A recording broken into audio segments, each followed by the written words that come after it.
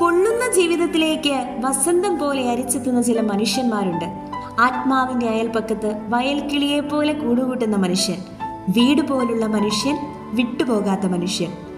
Bookish soul എന്ന Instagram പേജിനോട് കടപ്പാട് അറിയിച്ചുകൊണ്ട് ഹലോ ഷാലോം, സ്വാഗതം ദ ബുക്ക് ഓഫ് ഗ്രാറ്റിറ്റ്യൂഡിന്റെ പുത്തൻ താളുകളിലേക്ക്.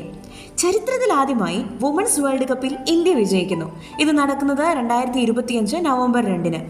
ഇന്ത്യൻ വുമൺസ് ക്രിക്കറ്റ് ടീമിന്റെ വൈസ് ക്യാപ്റ്റൻ സ്മൃതി മന്ത്രിയുടെ വിവാഹം നടക്കേണ്ടിയിരുന്നത് ഇതേ മാസം 23-ന്. ജീവിതത്തിലെ ഏറ്റവും വലിയ സന്തോഷങ്ങൾ അടുത്തടുത്തുള്ള ദിവസങ്ങളിൽ അവരെ തേടി വന്നപ്പോൾ കുടുംബാംഗങ്ങളെ പോലെ തന്നെ അവൾക്കൊപ്പം അവളുടെ ടീം അംഗങ്ങൾ സന്തോഷിക്കുന്നതിന്റെ ദൃശ്യങ്ങളൊക്കെ സമൂഹ മാധ്യമങ്ങളിൽ നിറഞ്ഞു നിന്ന സമയം.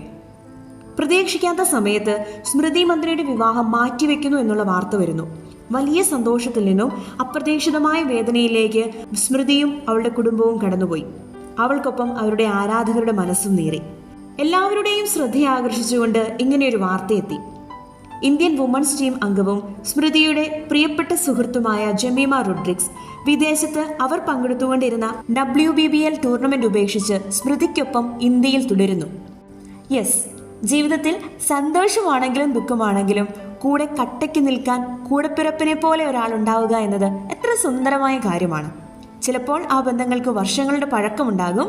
മറ്റു ചിലപ്പോൾ ഏതെങ്കിലും ഒരു സാഹചര്യത്തിൽ സ്വന്തം കൂടപ്പിറപ്പിനെ പോലെ അവർ ചങ്കു പറിച്ചു തന്ന് കൂടെ നിന്നിട്ടുണ്ടാവും. എന്തു തന്നെയായാലും ആ വ്യക്തിക്കാണ് ഇന്നത്തെ ഗ്രാറ്റിറ്റ്യൂഡ് ലെറ്റർ.